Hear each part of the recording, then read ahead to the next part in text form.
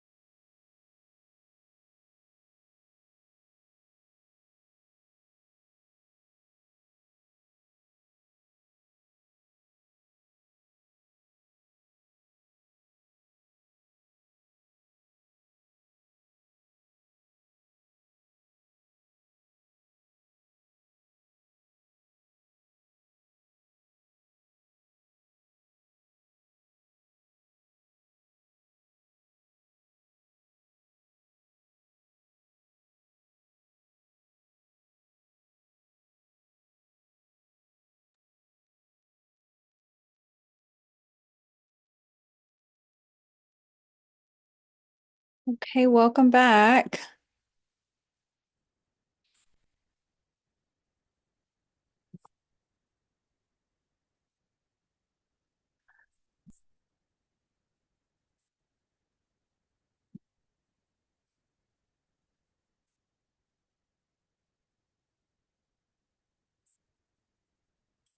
Okay, I had it the way I wanted. Now it's not.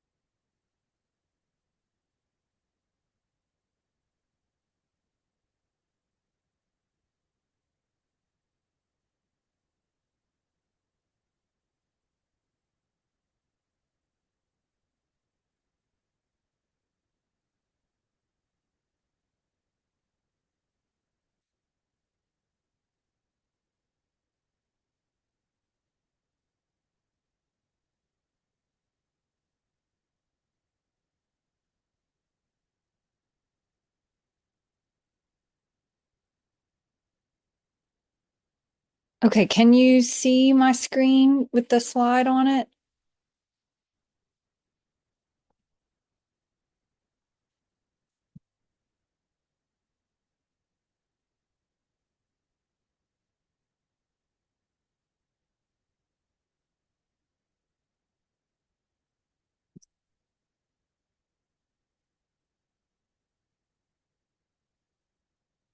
Okay, great. Thank you. Okay, we'll start. Sorry for the delay. I was trying to get it to where we would not see all of our faces over the slides like we did last time. Um, Okay, so so just feel free to pause me if you have a question as we go.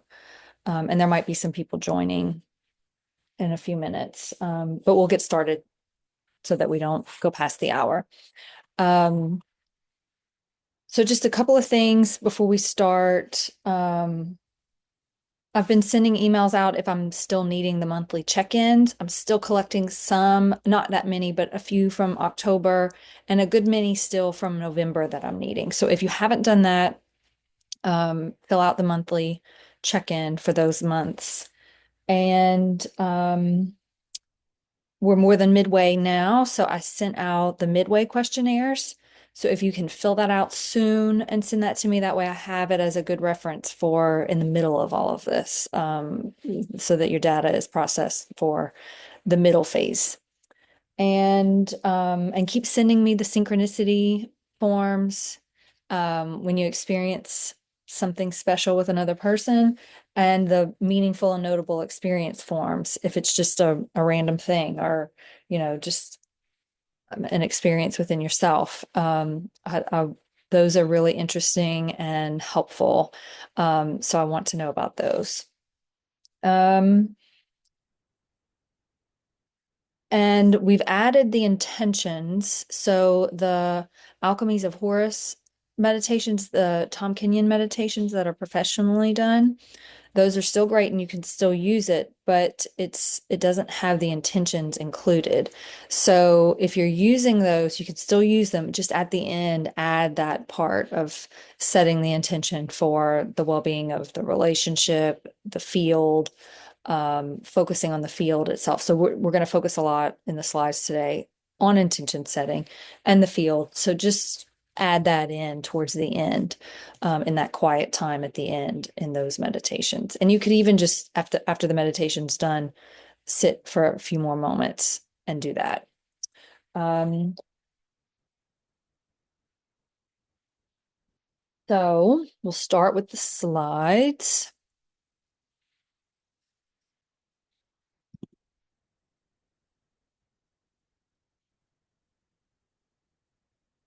So the main things that we'll cover today is that we'll just revisit some of the things that we've already done, the relational field and intention setting.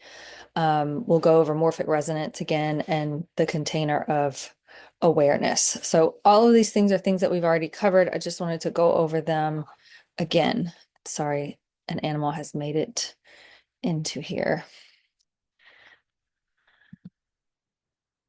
So the relational field is energetic in nature. It can become a quantum entanglement. It can be one of those things where it's co-creating and it's an automatic connection outside of space and time. And that's what we're trying to create here.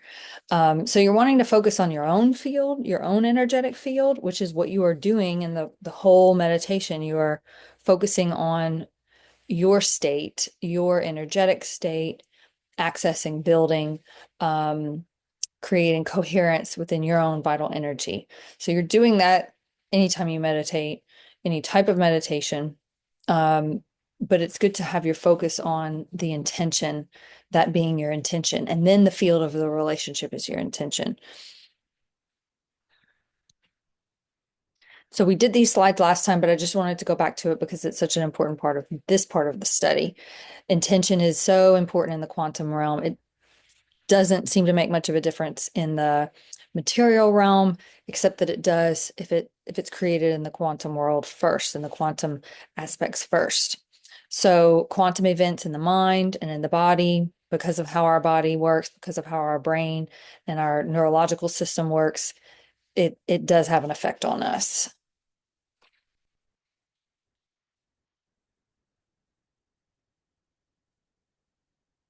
The intention that we're setting at the end of these meditations is for the field of yourself and for the field of the relationship to improve. It's for the evolution of the relational field in a way that supports the thriving and an optimal path for everyone involved.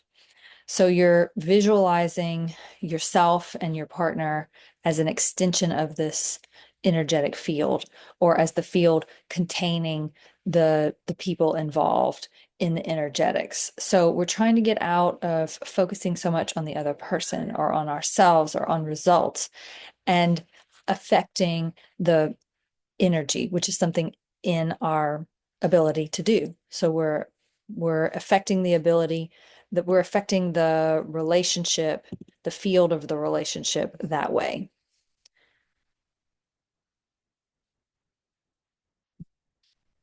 So I'm just reading this question. Is it equally effective to set the field um, at the beginning, the intention at the beginning of the meditation? I think no, because earlier in the stage of meditation, you're more active in your mind. And usually, as you go through the meditation, you're able to let go a little bit more. You're more in your energetic self, more quantum. And so your intentions are certainly more powerful than when you're in your head. So that's why we're putting it at the end. It's tempting though. The mind um, wants to get that out the way. It feels hurried, or at least mine does. Mine likes to get to that and doesn't like to wait. Um, so intentions are most powerful when they come from inspiration. Um, so if you have an intuitive inspiration, that's great. Add that as an intention. Something might come to you as far as how to state something or something that you want to intend for. And these are just the steps that we went through last time, but we'll go over them again because this is an important part of the study moving forward. The first part is to bring your awareness into the heart center. You're wanting to be in a connected state, and a connected state means you're accessing your heart intelligence, which the HeartMath Institute has a ton of research on this.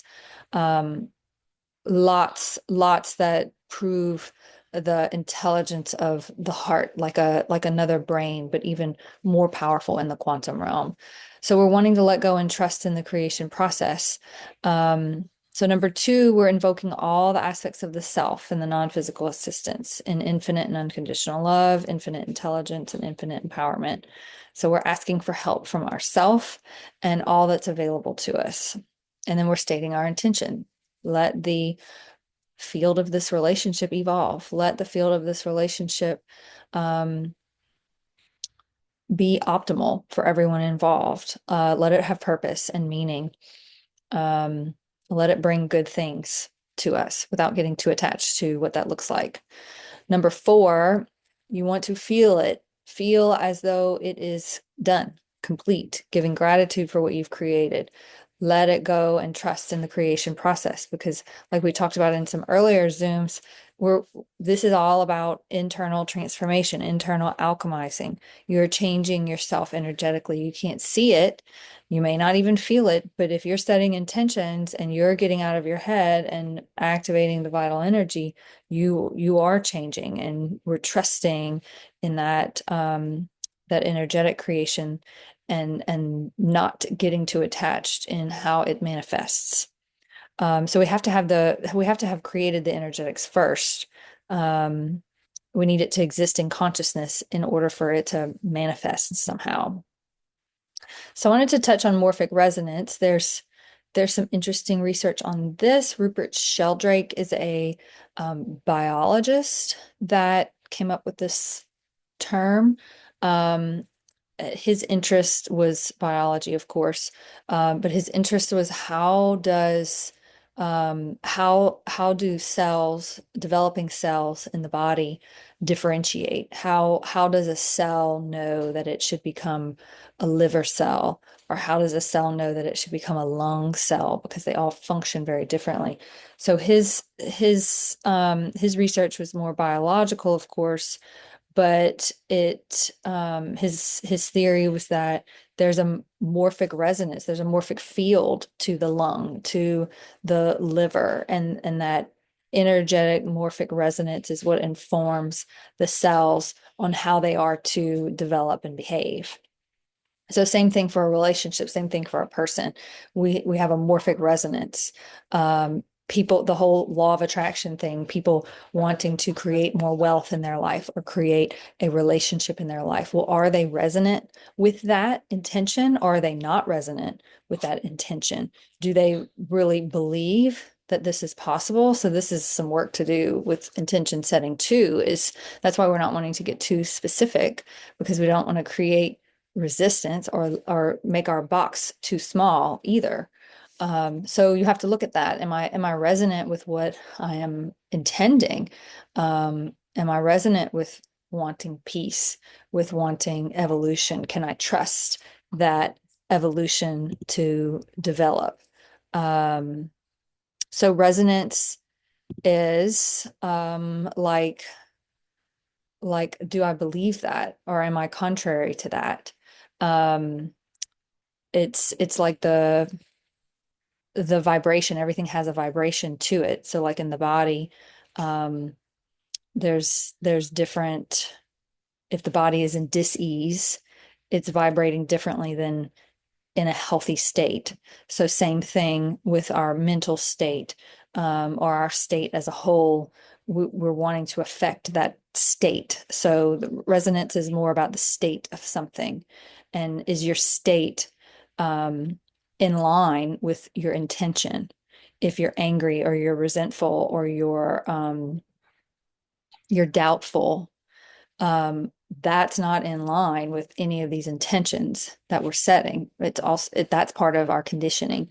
Humans are also very subject to conditioning. So that's the battle between the conditioning and our intentions, because those are often very different. And so we have to be aware of the conditioning, and we'll get later in these slides, we'll revisit the idea of our awareness being a container of awareness and really important for our creations energetically. So it doesn't happen overnight that we change our morphic resonance. We don't automatically let go of our anger or our resentment or the past, because if you're wanting to create a change in the morphic field of your relationship and you have a history with this person, your conditioning is attached to some of those past experiences, past feelings, beliefs based on past experiences and feelings. And so that's why we want to set the intentions at the end, because we want to be more free of that, hopefully, towards the end of a meditation. Um, so I'll just run through some of these quotes. This first quote is from Dr. Grinberg, which is the one that did the experiments. We covered this maybe in the first or the second Zoom. So his experiments were where the two people were meditating together, and then they were separated and put in Faraday chambers where the electromagnetic waves can't go in or out. So they were truly separate. And they were both hooked up to EEG machines. One was shown a series of lights, the other was not. And 25% of the time, person number two, their brain waves matched up to person number one. And in a control group, there was no noticeable correlation between people who were not meditating together. So Dr. Grinberg, who did these experiences, said only when the brain mind system is free from interpretations do the neuronal field and the pre-space structure become identical. So the neuronal field is like the energy of the brain, and the pre-space structure is like outside of space and time, like what's developing. So Eric Thompson is someone who's looked at this series of experiments by Dr. Grinberg, which was also replicated by other experimenters. He said many variations of this study by different scientists suggest the existence of a universal matrix, a non-local field that facilitates material existence through an invisible flow of energy and information. Albert Einstein said the field is the only reality. And Rupert Sheldrake is that biologist. He theorized that self-organizing systems are shaped and governed by morphic fields. Another example of this is Jung's collective unconscious. If you've done any Jungian type of psychotherapy, dream analysis, they talk a lot about that.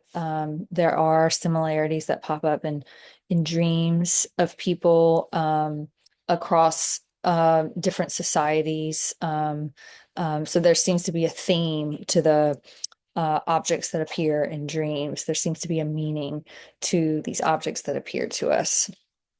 And so that suggests this morphic resonance, this collective field that we're all accessing as humans. And lots of examples, like flocks of geese. How do they know? How do they all fly in sync with one another? Schools of fish, same thing. Butterflies. Butterflies is a little different because the monarch butterflies that migrate long distances, it's not like it happens over the life of the butterfly. These butterflies die and they reproduce and then they die. And so their offspring are continuing the journey, and then their offspring are going further, and then their offspring are going further. How do they know where to return to? There's something that they're accessing beyond their own experiences, because when it's time to go back to the original place, those butterflies have never, they were born on the journey. They have never been to this place that they're traveling back to. So that's another example. And learning to, there's been some studies with the Morse code and poems. People who didn't know the Morse code or didn't know any of these poems used, they had an easier time learning poems that already existed because there's a morphic resonance to it. Even though they've never been exposed to it, they're accessing the familiarity in the field. Same thing with the Morse code. The Morse code exists, even though a person has never been exposed to it before. It's part of our collective unconscious.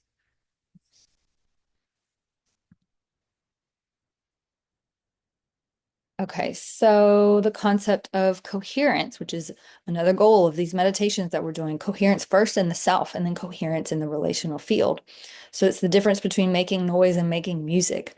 Um, it's the difference between being at a party and everyone dancing to the same song and synchronized dancing, synchronized choreographed dance or a synchronized swimming routine where everybody is in sync.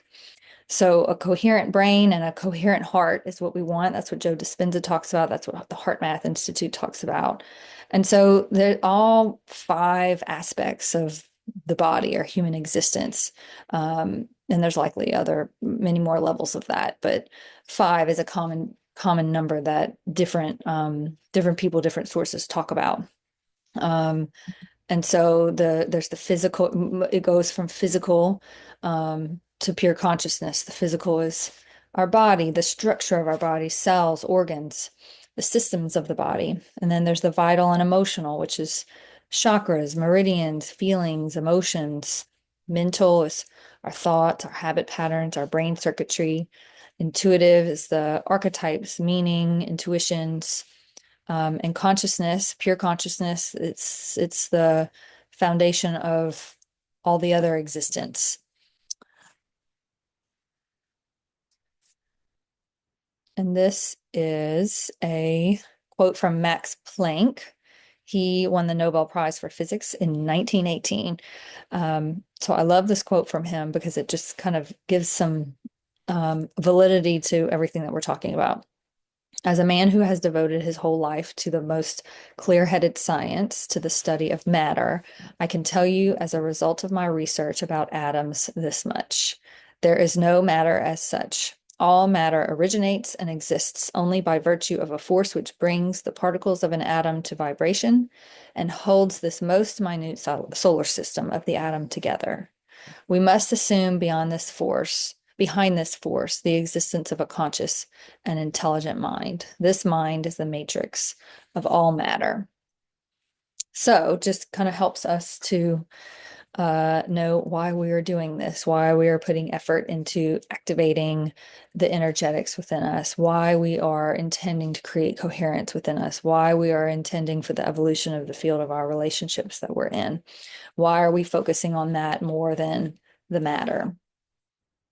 He's saying because that is the source of existence. That is what's behind matter. So finally, we'll revisit the container of awareness, which is when we're meditating. It's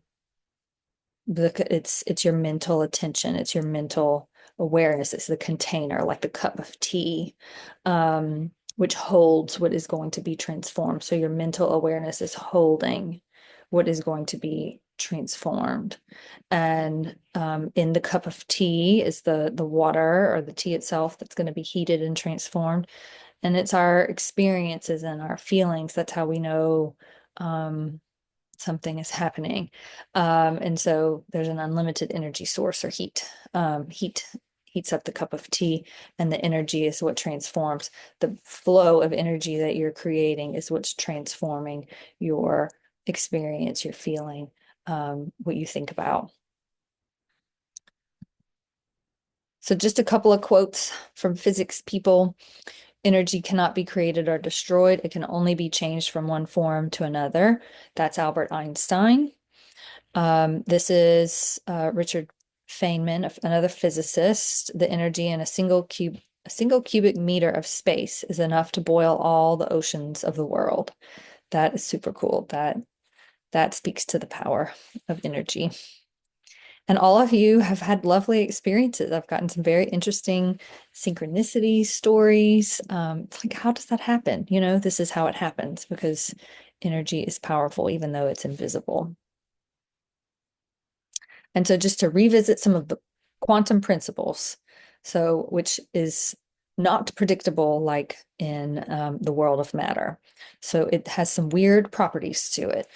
A quantum object can be at more than one place at a time.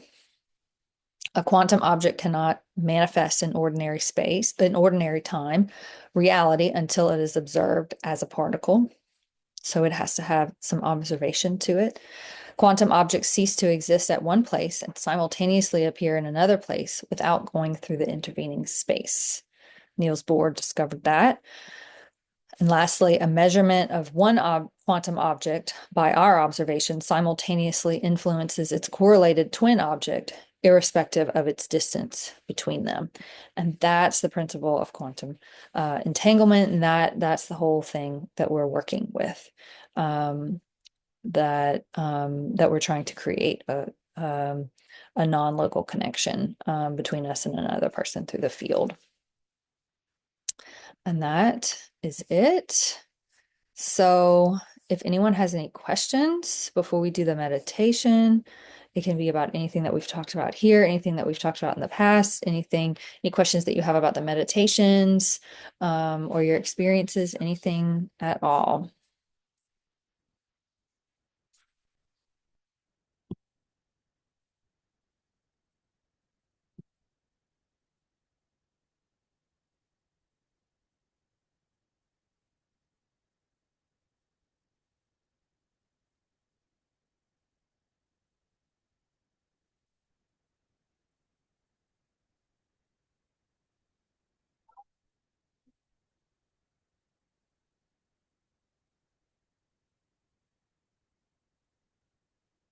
And another thought I had about intention setting and trusting and letting things alchemize.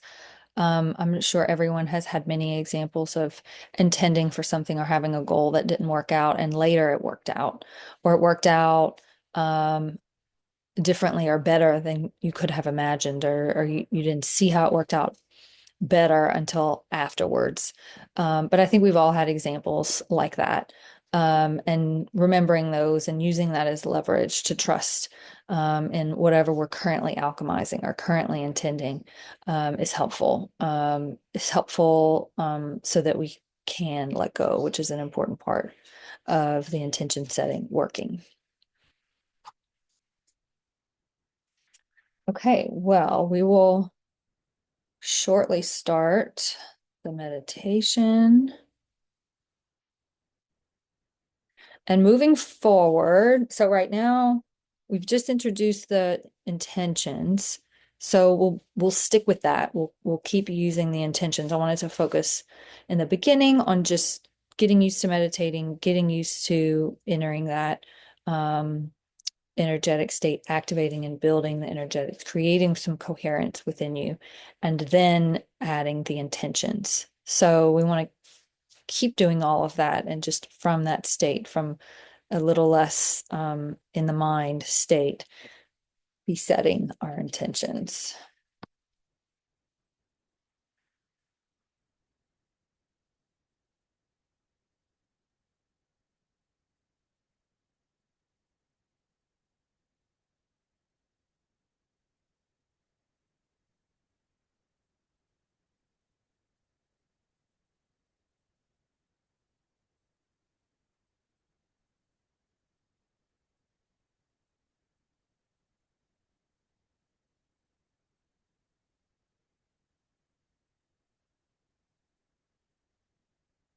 Okay, we'll start the meditation.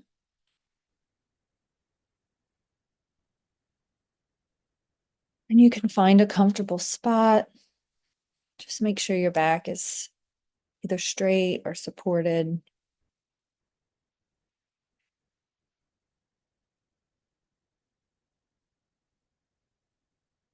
Give your body permission to relax, your mind permission to relax.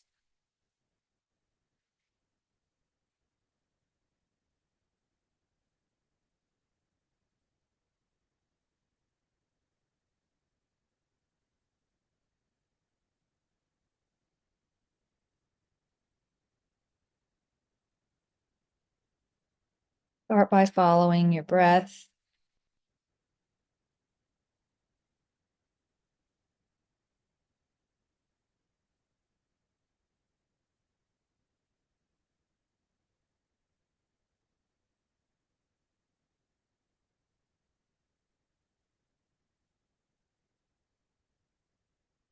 Following the breath without trying to change it.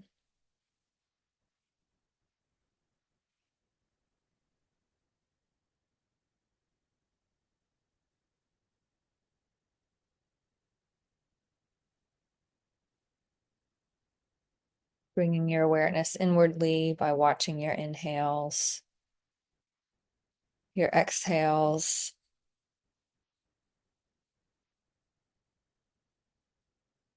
being present with your breath.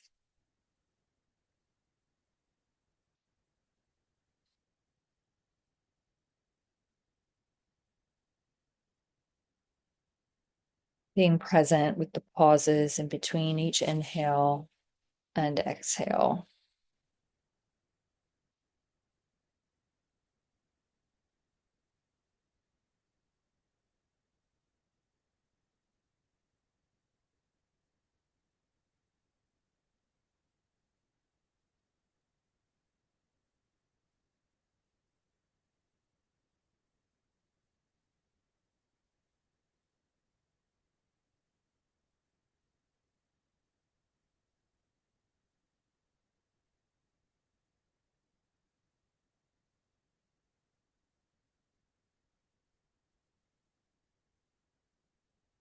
And if you can, bringing your awareness into the heart center.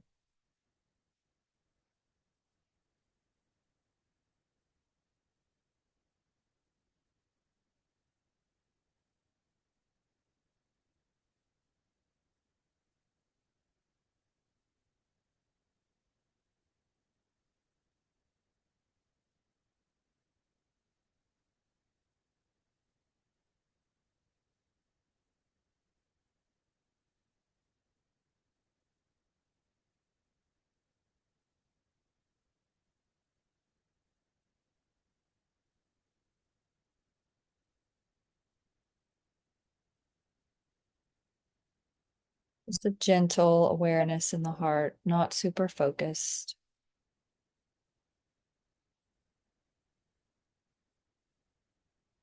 Letting go as best as you can.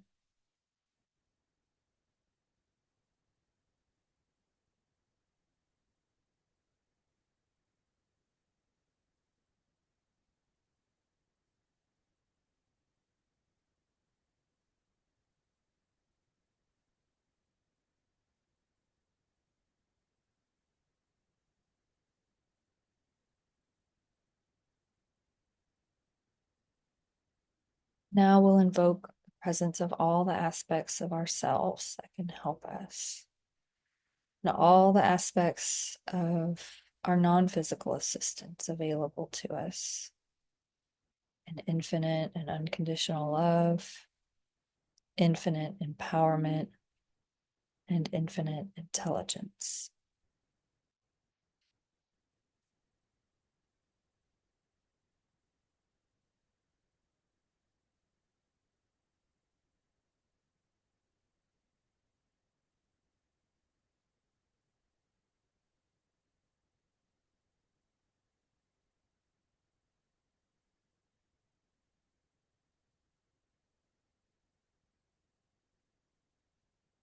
This gratitude to this presence and assistance available to us.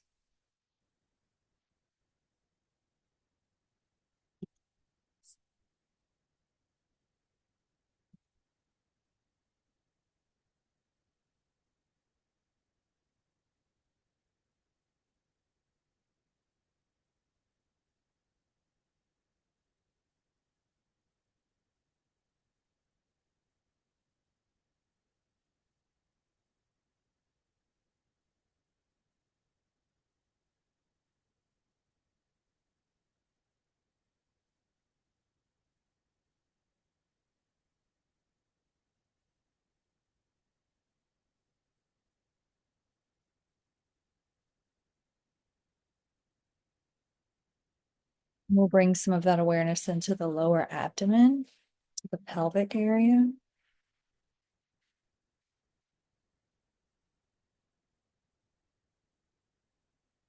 Our awareness on inhale in the lower abdomen, And our awareness on the exhale in the lower abdomen.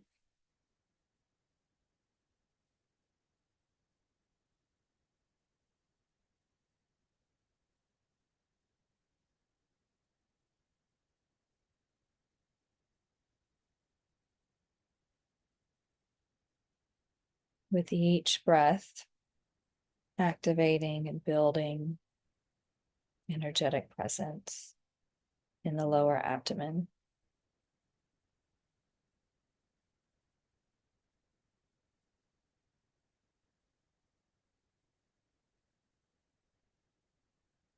On inhale, the lower abdomen expands slightly. Upon exhale, the belly moves towards the spine slightly, and you may feel the pelvic floor raise slightly upon exhale too.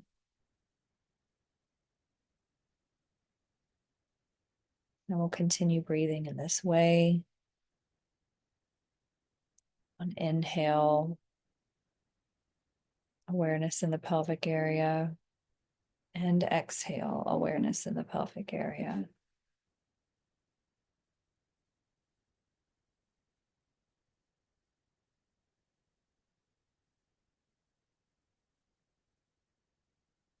On inhale, the expansion of consciousness, filling all the nooks and crannies in the lower abdomen.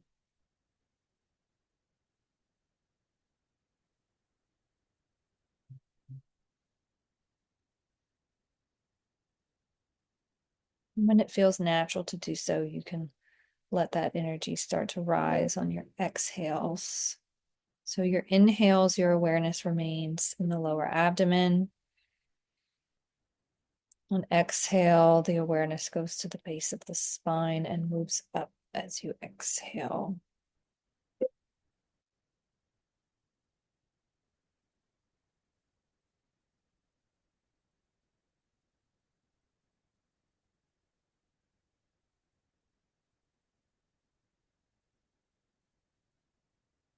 On the exhale, as the energy rises upward, you can visualize it being like a serpent moving upwards all the way to the top of the head.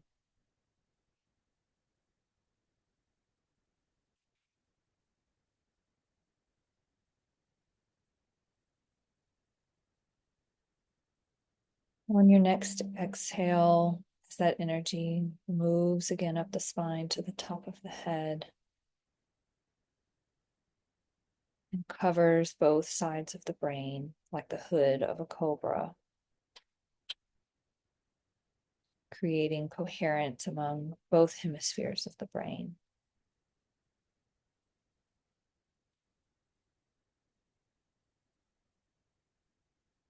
And inhale, your awareness is still in the lower abdomen.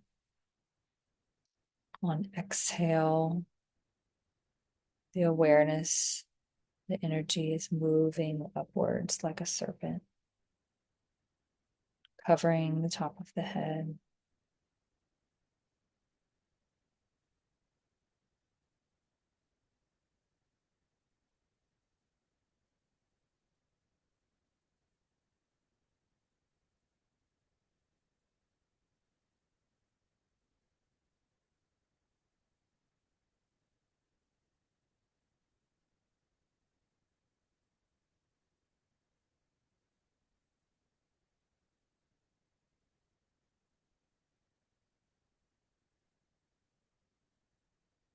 Intending for oneness within you, wholeness, fullness.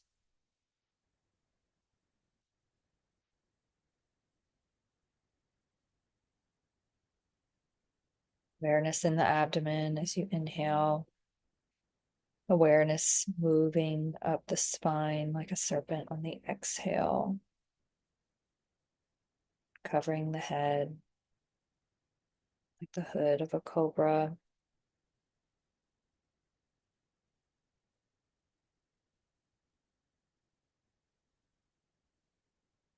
Letting go into that sense of coherence and oneness.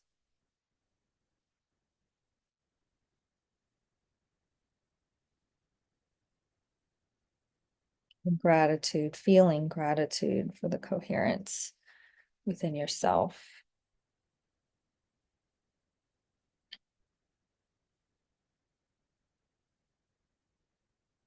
Intending to let go of all that is not useful to you now, and a receptivity to receive all that is useful for you now.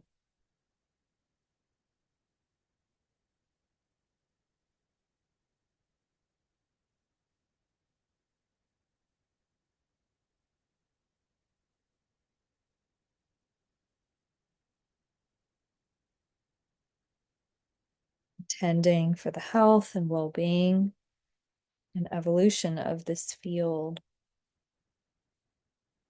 that contains the relationship that you're in.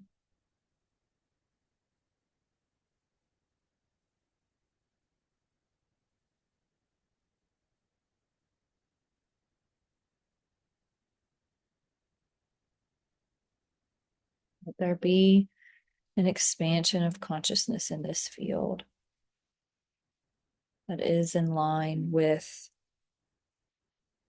the evolution of consciousness, with meaning and purpose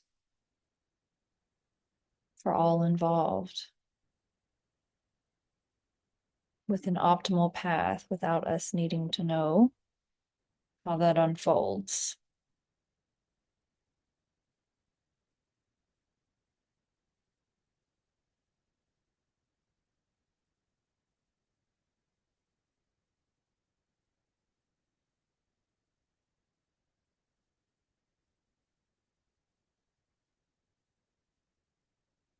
For the field, for there to be release from the field of anything that's not useful and helpful anymore. Releasing or a transformation of anything that's no longer useful. And a receptivity to what is needed and useful moving forward.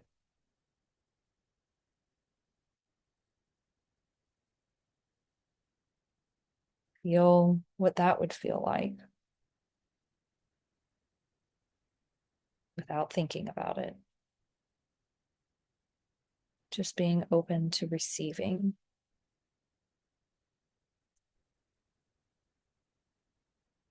Giving gratitude for this creation, this energetic creation that can constantly morph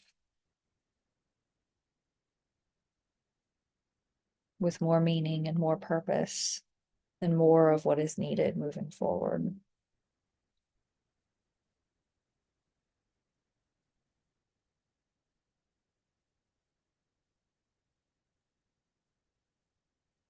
Feel as though that is done. We're just in the energy of it.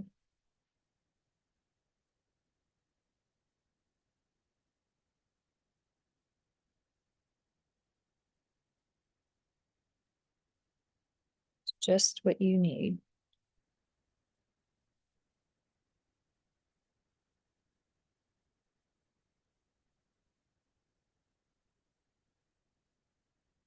Give gratitude for that.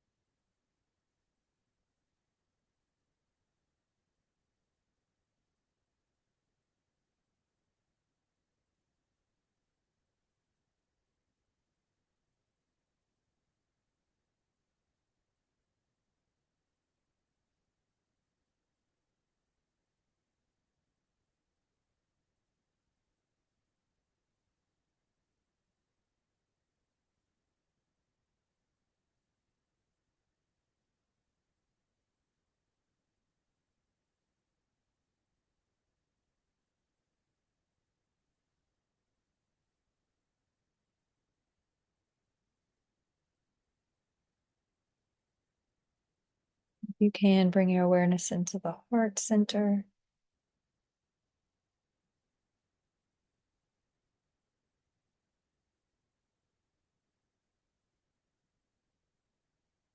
Just a light awareness of the heart area.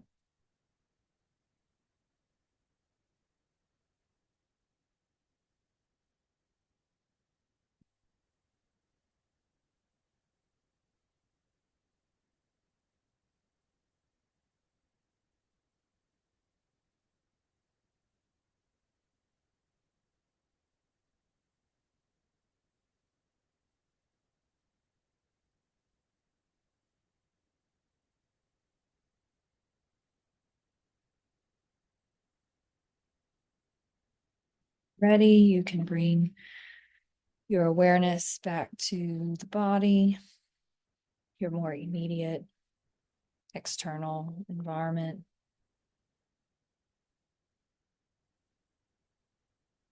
You can start to move around if you wish. And when you're ready, you can open your eyes.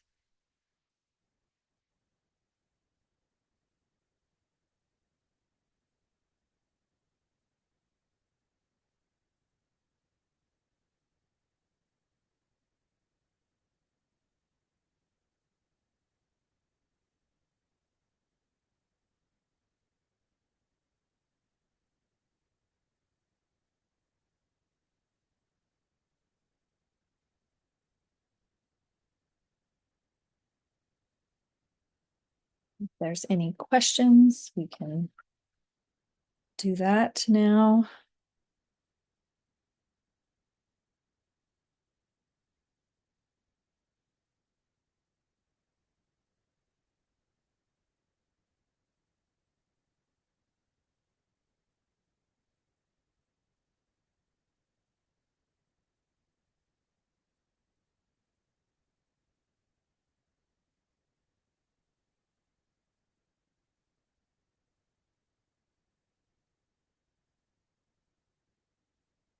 Okay, if not, we'll close here.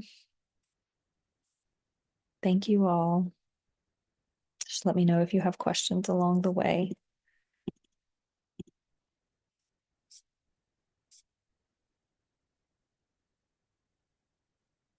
So I did get a question. If I'm visualizing the field, would it be more like a sphere around me or more like a zigzag line between us? Um, and you can certainly visualize. Sometimes visualizing helps to make it feel real. I would say whatever works, whatever feels most real for you. It could be like a sphere, it could be like a light, or like a sphere of light. It could also be like a thread, a connecting thread. From what I've seen in um, the research suggests it's more like an orbit, like a cloud, um, or orbital, not so much like an orbit, like a path that's followed, but it's more like a cloud. So I think that's more what it's actually like. So some people like to imagine like a cloud of light. Um, but I think it's best to do what feels like it works best for you. So I hope that helps.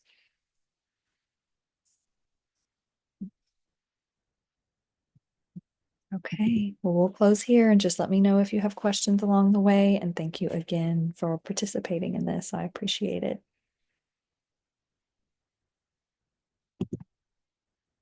Thank you.